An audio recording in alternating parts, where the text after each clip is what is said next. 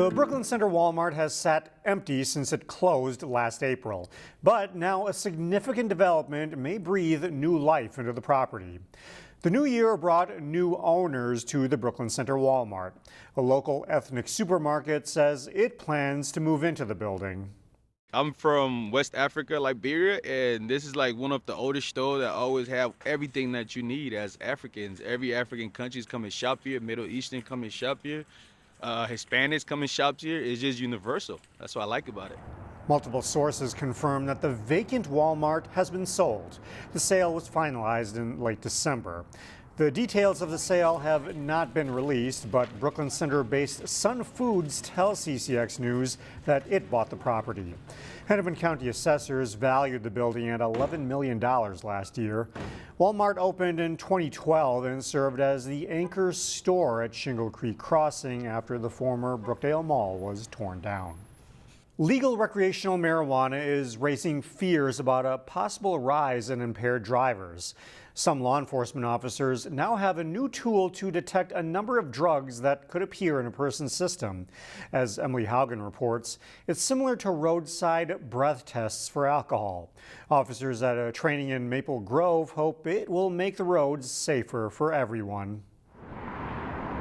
It starts with the law enforcement officer observing driving conduct. Over the past 5 years, impaired driver numbers are up 96%. Drug-impaired driving is not something that's new on Minnesota roads, but we need to come up with new ways to combat it. A number of officers across the state are drug recognition officers. This is the test collector. We're going to collect an oral fluid sample from you. Okay. So I want you to just go ahead and grab that with your hand. Including Maple Grove's Jesse Mathwig. I want you to scrape the inside of your cheek and your gums, kind of like you're brushing your teeth. They're specially trained to recognize the physical symptoms and behaviors caused by drugs. Drug driving is still drug driving. Using cannabis inside of a vehicle, it's no different than having an open alcoholic beverage inside a car. It's not allowed. DREs gathered in Maple Grove Friday to add another tool to their toolbox, the Sotoxa Oral Fluid Mobile Analyzer. See the white cotton thing? I do.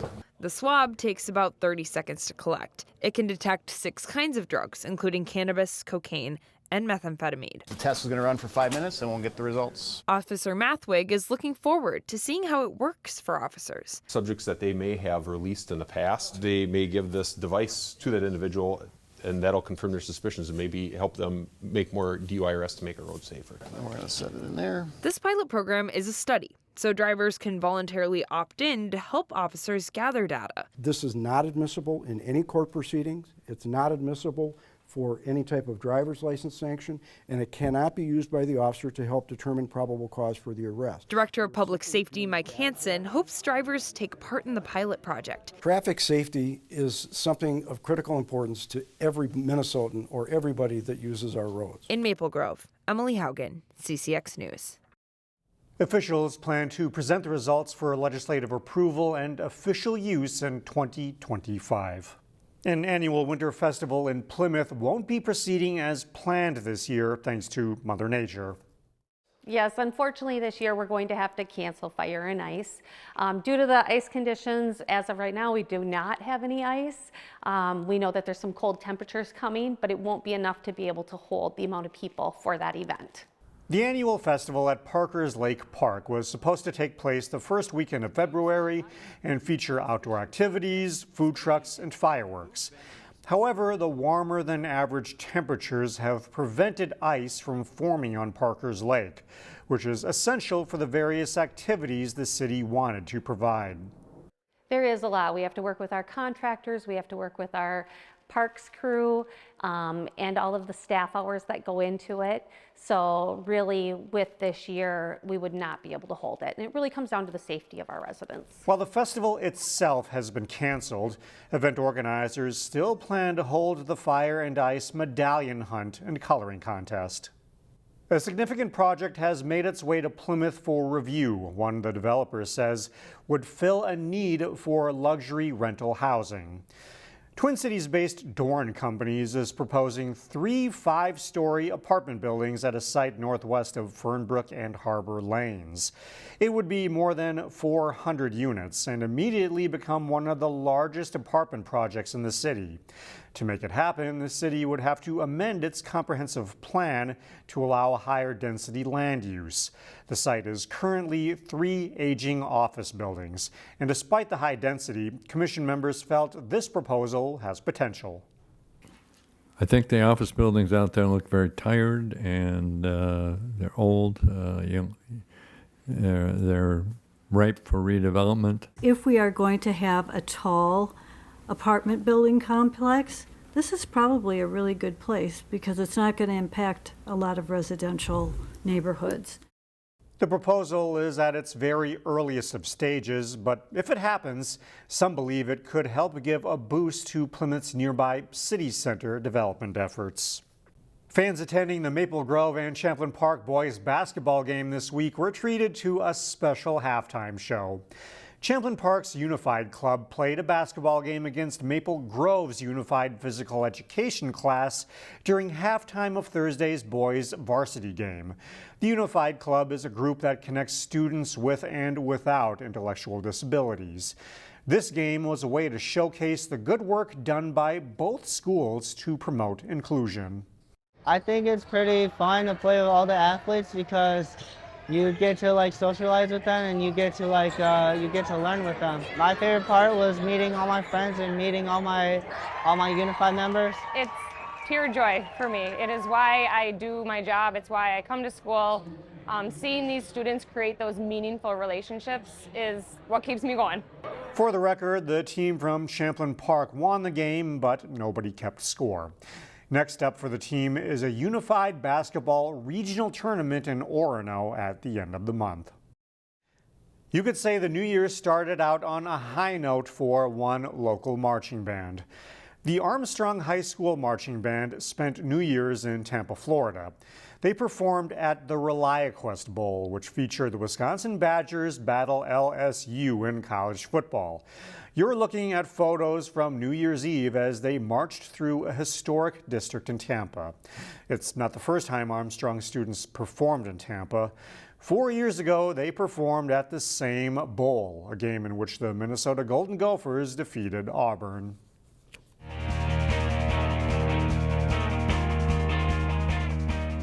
The Benilde-St. Margaret's girls hockey team has moved up to number 4 in the state Class AA rankings. The Red Knights were skating for a 6th straight win Thursday night. The Red Knights on home ice facing the top-ranked team in Class A, Orono. Benilde's Kaylee Koopman passes to Addie Morris, who skates out front and knocks her own rebound try in. BSM strikes first and leads 1-0 just over 6 minutes into the game. And it stays that way for a long time. Second period, Benilde trying to add to its lead. Bryn Heising's shot goes off the goalie's mask, then deflects off the crossbar, but stays out. Third period, still 1-0 when the Spartans' Kaylee Schmidt drives a shot home from the circle for her 10th goal of the season, and it's all tied. The team skate into overtime, but there's no more scoring. Ellie Hancock with one of her 30 saves in net for Benilde. Viv Anderson finishes with 36 stops for Orono. 1-1 is the final. The Benilde-St. Margaret's boys hockey team is having a very strong season. They faced another top 10 team in a good matchup Thursday. Jay Wilcox has the highlights. Two of the state's winningest boys hockey coaches meeting as St. Thomas Academy's Mike Randolph coming in with 698 career wins, most of them at Duluth East, facing Ken Pauley of Benilde-St. Margaret's with 573 wins. Scoreless in the second when the St. Thomas Academy shot goes wide, then the Karamas flip to Luca Pedri, who roofs it under the crossbar. The first goal of the season for Pedri, and it's 1-0 after 2 periods. Same score late in the third. A.J. Ulrich builds speed through the neutral zone and carries it around the net, tucking the wraparound off goalie Cody Neeson and in to tie the game at 1-1 for the Red Knights. But with overtime looming, Cole Brandhausen wins the draw and the point shot deflects off him and in with 15 seconds to go for the game winner. The Cadets add an empty netter, and number 8 St. Thomas Academy beats number 4 Benilde 3-1. Jay Wilcox, CCX Sports. Maple Grove and Champlin Park boys basketball faced off in a Northwest Suburban Conference matchup Thursday. Chaz Moots has the highlights. The Rebels are winners of 5 in a row, trying to extend that streak against Maple Grove, who's 4-5 coming in a Thursday night. Starting off, Preston Thielke, backdoor cut, reverse layup. Thielke had Champlin Park's first 7 points of the game. On the other side, MG's Henry Stang, nice spin, kick out corner triple for Keegan Harney. 3 of his game-high 21. Back and forth first half, Quadama Silkpo, nice in and out move, then kiss off the glass for 2. Late in the second half, Gannon McGuire on the wing rejects the ball screen, then goes up with the finish with the left hand. Maple Grove up at the half, 36-24. Rebels didn't go away after the break. It's Thielke again, handoff into a 3. He led CP with 16 on the night. That cut the deficit down to 3. But the Crimson with solid guard play all night long. McGuire hits the bomb from deep as the shot clock was winding down. He had 15. Stang nearly had a double-double, 9 assists and 20 points. The Crimson run away from the Rebels 82-64. In Brooklyn Park, Chaz Moots, CCX Sports. The Armstrong boys basketball team snapped a 5-game losing streak at the end of last week. The Falcons look to make it 2 wins in a row as they faced Rogers. The Royals coming into the game with a 9-1 record, facing Armstrong on the Falcons' home court. Good passing here for Rogers. Christian Wagner to Alex Lane, and then Colton Kazmierkowski drives baseline to score. The Royals jump out to a 10-0 lead. Trayvon Mix uses a screen to get free and attacks the rim and scores 2 of his 14 points. Rogers leads by 7 at halftime, 30-23. But Armstrong plays a better second half and rallies. Seth Newbern with a spin move banks in 2 of his game-high 24 points. The game is tied 34-all. The Armstrong Sports Center guys love that. And then check out this spin move by Newbern to get loose for another hoop. The Falcons take the lead. Fitz Freeman with an offensive rebound here, feeds Desmond Ware with a ball for 2 more. Armstrong comes back to win it over Rogers, 61-56 the final.